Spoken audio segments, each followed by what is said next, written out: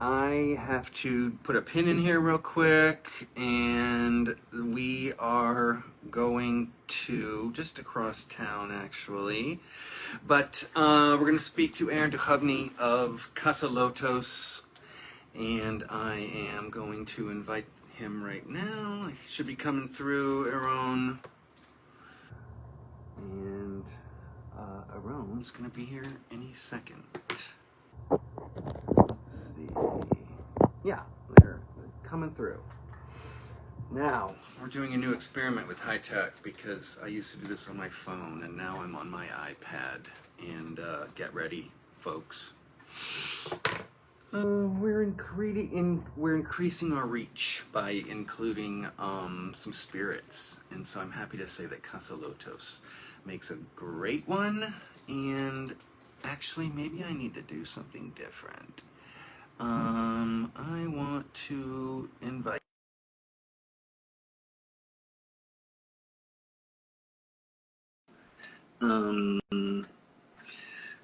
Okay, I have sent too many invites, but Casa Lotos, I just sent you an invite. It's changed. There we go. Great. Aaron! There we go. How Sorry. are you? I keep meaning to tell you that I'm going to say Aaron because I first saw your name written out, and I'm a very visual person, but Susan says it so nicely, Aaron. So, could you introduce yourself? I would like to say your name properly, where you're from, and then how you got where you are, just briefly or whatever you want to say. Okay, perfect. So my name is Aaron Dujovne. I'm originally from Chile, okay? And how we got here, well, it's a long story, but we were basically in Mexico with some friends. And somebody, after 2 drinks, right, we were drinking tequila, we were drinking mezcal, and somebody said, you know, this is so much fun. We love Mexican spirits so much. Maybe we should start a Mexican spirit business, right? And I didn't tell anyone, but I actually started doing my research. And I started calling distilleries in Jalisco, in Oaxaca, tequila, mezcal, right? And after a little bit, I actually told some of the friends that were there that night. And they were like, we are all in, right? So after actually doing a bunch of research, right, I went to Mexico, right? And because we said, you know what, I have to visit. We actually got some samples of mezcal, and they were not great. So I said, you know what, myself and my co-founder said, you know what, you have to go down there and kind of figure it out, right? Yep. And I did. And I went to Jalisco, I went to Oaxaca. Okay. I went to many, many distilleries. And in one of them, in Jalisco, the owner and CEO told me, you know what, you should go to northern Mexico because they have very special spirits. They do really good mezcal, and they have something called Sotol. Mm-hmm. And Sotol, I think it's starting out, and it's very special, and it's something for the long term. And I said, okay, well, I'm here, so I might as well, you know, just go to Durango. And I did. I went to a town called Nombre de Dios in Durango. And I was in this mezcal distillery. And then suddenly I see people distilling from this tiny still, really the most artisanal thing you could ever think of. And I asked them, guys, I have a question. What is that? It looks a little bit different. You know, it's not the bigger theme here. I can tell it's something very different, artisanal. And they said, no, that's for us. We don't really do it here. It's just for, you know, for the locals. But what is it? They said, it's Sotol. And I was like, no way. It's Sotol. I need to try this. This is what the guy in Jalisco told me about. I tried it. I loved it. And I became just laser focused on it. I said, I need samples of this. And what they told me was, well, you really need to go to Chihuahua. Like here, we don't really do it. So they put me in contact with many master distillers in Chihuahua. And I took a bus from Durango to Chihuahua, which ended up taking 22 hours to get from Durango to Chihuahua. I knew it would be a good story if I would make it through. So I'm glad it happened. But it was supposed to be 8 or 9, right? But the bus broke down twice. So it was now it's fun and it's great. But I made it there. And I met Gerardo. One of the distillers that I met was Gerardo Ruelas, right? He's a 4th-generation master distiller who I working with and we love and respect so much. And I came back. I stayed there for a while. I'm telling you, I came back with like 30 different flasks, 30 different samples. I went through the whole process. I mean, cook, harvesting, distilling, shredding, fermenting. I mean, well, actually would be harvesting, cooking, shredding, fermenting, distilling, right? And came back with many, many samples. And that's how really it started out. I had really good responses, but a lot of people would tell me, and we're going to go deeper into this later on probably, but they told me, well, these are really good mezcal, right? But it's not a mezcal. Yeah. It's a sotol, right? So again, going back and forth with the master distiller, sampling, batching, going back to Chihuahua, not once or twice, but many, many, many times. We came up with the idea that if we would just build the brick oven and we would connect solar panels, right, there would be no wood in the process. Therefore, not only there's no deforestation and no CO2 emissions, right, so it's more sustainable, but also you allow the plant to shine through a little bit more. Yeah. And so we did it, came back with just one sample, I remember. I said, I don't need 30 this time around, I need this one. And my co-founders, friends, everybody really, really enjoyed it. So we were like, we're all in. We're going to really, really do this. And that's really how it all started. That process took 1.5 years only. Wow. So that really took just 1.5 years of finding the right profile that we wanted. And it was huge for us. Yeah. So I'm going to ask a question and give you a few seconds while I yammer on to let you think. Imagine you're a bartender at a very busy bar and someone comes up and for whatever incentive you want them to have a Sotol cocktail. See, this is me, my Chicago roots calling it Sotol. So someone comes up in a very crowded bar, you've got 15 to 30 seconds to explain Sotol. What do you say? That's a great question. I would say this is one of the few Mexican spirits that doesn't come from agave. Okay. It comes from a plant called Desilirion, or Sotol plant, because locally it's called Sotol.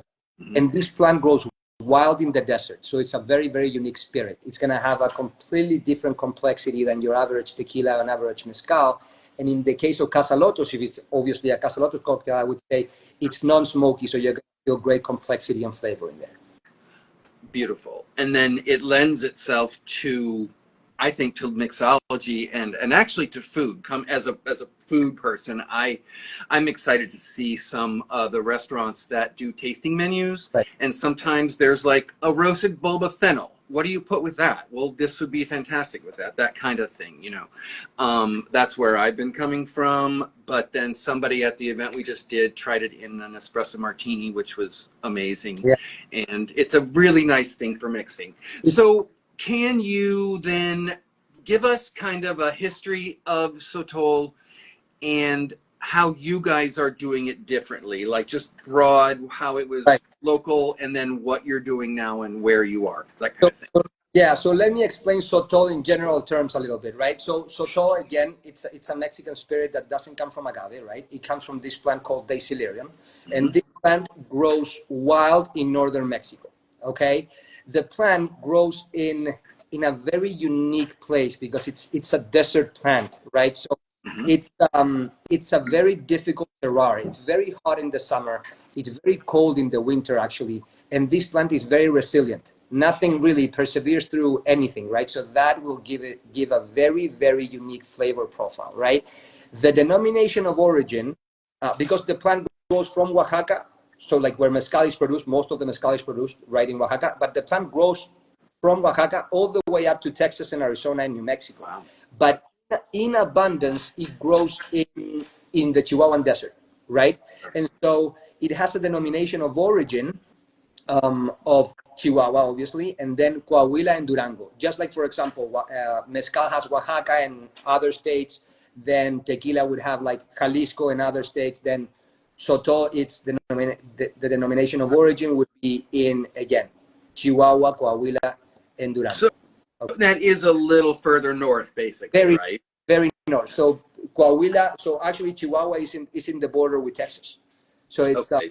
Yeah, it's in the north, definitely the north of Mexico. Yeah. Okay. And how was this ever cultivated? Is it you're using wild plants, and is that historic? People always did that? Historically, wild plants have been used. It grows in the nickname, if you want to call it nickname of Chihuahua, is El Estado Grande, the big state. there's a tremendous amount of land, Oh. and this grows in abundance in Chihuahua, and it grows in abundance also in Coahuila and Durango. So it's been cultivated. I mean, it's been harvested wildly forever. There haven't been a commercial cultivation so far. As this grows, right, you will need to, and we're already looking into actually sitting and doing something maybe called semicultivo, which is sitting in the wild, right? So it's, yeah. And you explained to me that it's more complex because it's wild, and it had to do with the rings. Has to do with has to do with a bunch of things. Number one, it has to do, first of all, there's no fertilizers, right? There's no pesticides. It's not domesticated. Therefore, it's really going to absorb the terroir, right? Wow. And it takes such a long time to grow. I mean, you're talking 12 to 22 years, That's right? amazing. So Yeah.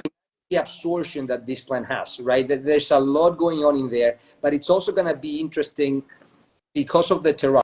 So there's two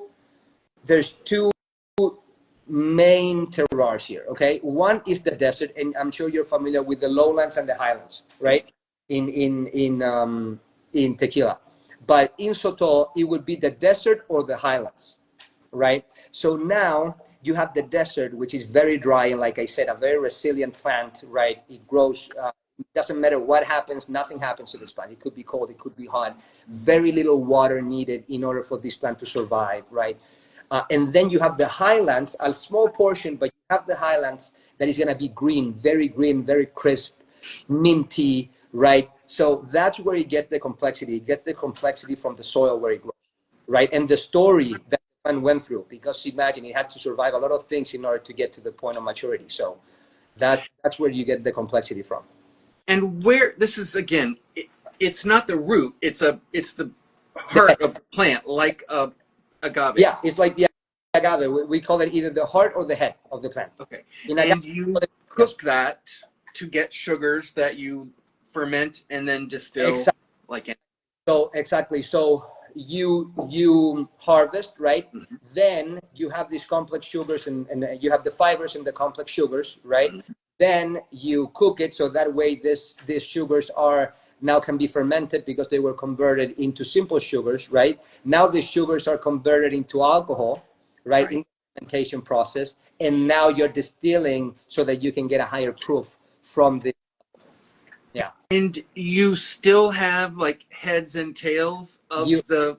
Very good question. So you have, very good question. You have the peaks, you have the hearts, and you have the tails. Yes, because remember, right? Water and alcohol have different boiling points, and methanol and ethanol. I don't want to get too specific, but yeah, there's different boiling points for the different components. So yeah, you will have the peaks or the puntas in Spanish, right? The hearts, el corazón, and then the tails of distillation. Yeah. And the gentleman who is the pro at this is called a sotolero. Yeah, maestro sotolero. Yes, Gerardo Ruelas. He's a fourth-generation master distiller. So he's been, him and his family, yeah, they've been around for a long time. And actually, there's a picture that we always show, which is Al Capone. So can I dive into? Please. That's one of my favorite stories. Yeah. That I always loved about Sotol, and it's the fact that, well, so there was prohibition in the U.S., right? Mm-hmm. And during prohibition, about to be another one, probably. Who knows? There was prohibition, right? And Al Capone now produced alcohol in the U.S., right?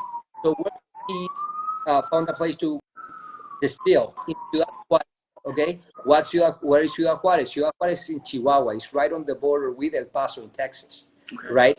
So he actually had whiskeys. He set up whiskey distilleries in Ciudad Juárez, right? And then his men or himself, they got to know about Sotol. So they started bringing Sotol over to the U.S. There's a number. It says I think it was 300,000 liters of Sotol were consumed in the U.S. during Prohibition. Okay, what happened? The American authorities told the Mexican authorities, this is what the story. The story is that the American authorities told the Mexican authorities, guys, your guys at the north apparently don't get it that there's prohibition here, and they're sending over product right to the U.S. And so what happened? Prohibition in Chihuahua. So there was there was not only prohibition in the U.S. locally within Mexico, Chihuahua had its own prohibition because there were sending. So that's why it's behind, right? And it's super interesting that when you look at the denomination of origins and the regulatory consoles, et cetera, of tequila, for example, I think it was in the 1970s. Okay. I might be wrong. I think it's 74 or 73, but I might be wrong. But it's in the 70s. Then you have mezcal, which I think is in 1994, and then you have Sotol, which is in 2002. So it's behind, Wow. right? Yeah. It had prohibition, but then what happened is you had very few families that kept doing it. That's why the Ruelas family is such an important figure for Sotol, because they kept it alive despite of prohibition. They just did it locally, because if you would start selling it around, you would get caught and you could go to prison. There's many things that happen. So yeah, it's very rich in history. People think it's like this new thing, and I always say no. This has been around for a long time. It's just that we are starting to know about it right now. I mean, it's happening. The bootleg history is so fascinating. You just briefly mentioned, but can you go back and tell the story of how you decided to go solar? How the Sotolero family, how his family, they must have given you a strange look. So yes and no. So he actually already was experimenting about solar panels because, and this is actually something fairly important. You would imagine in the desert, it's not easy to get wood. So if you cook in a, just for general information, right? If you cook in a pit, right? Like most traditional mezcals, which I love, right? And Sotol that are made the traditional way, they are cooked in a pit, right? So you throw in the rocks and you throw in the wood, and then it turns on, the smoke starts to come up, right? And then you throw in the Sotol plant or the agave, whatever you're cooking, right? And that's how you cook. That's why you get the smokiness. In Chihuahua, it's very difficult to get wood. Okay. So when I knew that he on the top of the distillery had solar panels, and I know that he was looking into this, and he already had a few batches distilled with solar panels. So he was already looking into this. But what we brought to the table was the brick oven. So I think that we are one of the few brands that really actually cook in a brick oven. I mean, I don't know of any other that might be, but we are one of the few that cooks in a brick oven. And that was, and it's still to this day challenging, right? But we had to do it. I think it's the right way to do it. And so we connected the brick oven to the panels. And that was, it's the combination of, you have a 4th-generation master distiller, right? His family been doing for many, many years. And now you have the tradition, right? And you are putting together the tradition, but also a modern approach to this, right? And that's what's very special about this. And you'd be surprised. I think he really enjoys it. I think he was very receptive to it because again, he was looking into maybe not the brick oven side, but he was always looking into sustainability. He's very interesting and admirable person. Wow, that's so fascinating to me. I'm really big on green stuff. If you were to go down there, how are people drinking it in general in its region where it comes from? Yeah. I mean, if you go to Chihuahua, it's neat. It's neat. Okay. Yeah, it's neat. I mean, when you really get to the distillery, and there's obviously, I mean, it's a distillery, so there's a lot of drinking and celebration. It's a place really where locals gather. I mean, it's really locals gather. You have people go there every day, and they go there and they try the different spirits, and they have fun, and they're friends with our distiller and the people at the distillery. So for the most part, it's neat, and almost always is with a piece of fruit. It could be grapefruit, it could be orange, it could be different types of fruits, but that's it. But mostly it's really neat locally. Yeah. That's so interesting.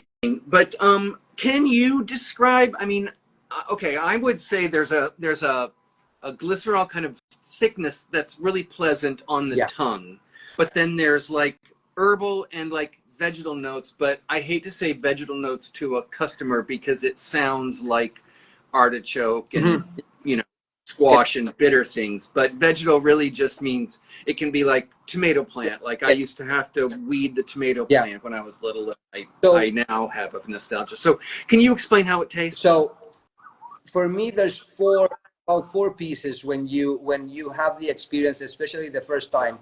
You're gonna feel it's gonna be herbal in the nose, and there's gonna be a hint of maple, like Okay. a hint of maple. And then in your palate, well, when you drink it, you're gonna feel most likely a little bit of spice in the tongue right off the bat. There's gonna be some spice to it, and then in the finish, I always feel like this baked sweetness to it. That's really, those are the 4 points that no matter what batch, I always feel these four things. It's in the nose, it's herbal, and there's some maple, and in the tongue there's the spice, and then because of the spice, you think it's really gonna hit you in the end, but it's the baked sweetness at the end that it's a pretty approachable profile, and that also has to do, and I always say this, that also has to do with the filters that you use. Okay. Some very strong filters are gonna leave away or are gonna leave behind a lot of the oils that are created in the distillation process. And we don't use commercial filters. We are very lucky that we do it the artisanal way. So with these filters, it allows the oils to stay there, give a special taste and a special texture to the spirit, to the profile. Everything you said, I completely agree with, because I have tasted a number of times just straight or neat. I will say to people out there that finishing sweet does not mean it's sweet. There's no sugar in it. It's not sweet. It's in a sense that it's a soft finish that's mild. There's a textural feeling, and it's almost like, you know how you can smell cotton candy? Yeah. And it's things you know are sweet. You can't smell cotton candy. You can't smell that it's sweet. You just know it. And I think a lot of sweetness is, we're used to sugar in fruit and baked fruit. So when you get those aromas, you think sweet, but it's not a sugar sweetness. It's the softness. In French, they say a soft dry, which is a feeling more than a taste. Everything is kind of connected. One of the meanings of Sotol comes from the word Sotolin, okay? And the word Sotolin means, one of the meanings is the sweetness of the head of the plant. So we wanted what means locally, right, for a long time, right, to connect to our profile. And I think something important to note. I mean, it's one of the meanings of the category and the plant, right? So the sweetness of the head of the plant. And so, that was important for us. Which is really, it's, when you drew a shot of whiskey or something, it's the burn that leaves you, but this sweetness leaves you. You want to go back for more, which is very pleasant. We're almost out of time. I don't want to keep you too long, but there are a number of places that you're at in New York, and I hesitate to list any because there are people that we don't talk about are going to be missed. But it's on your website, right? And we're going to maintain on the website. that. You can, there's a store locator and a bar and restaurant locator that you can put your zip code, and it tells you exactly what's close to where you are or will be. Amazing. So I mean, you will find all of them. I mean, I can name a few, but I think that can also. I'm going to post a few or the whole list so people can see and tag. So we'll get it out there. It's not hard to find, folks. We are in employees only. We're at Cosme. We're at Atla, Crown Shy, Freeman's, a lot of great places, and then all you have good places. Hampton as well. So there's many places that thankfully we're in. Awesome. Aaron, this was so nice. I mean, I know we've had nice talks, but just to have a full half hour to really, with no interruptions, this has been lovely. Thank you so much. And we'll talk to you soon, and be well. Thank you. Okay, take care. Thank you. Bye now. Bye.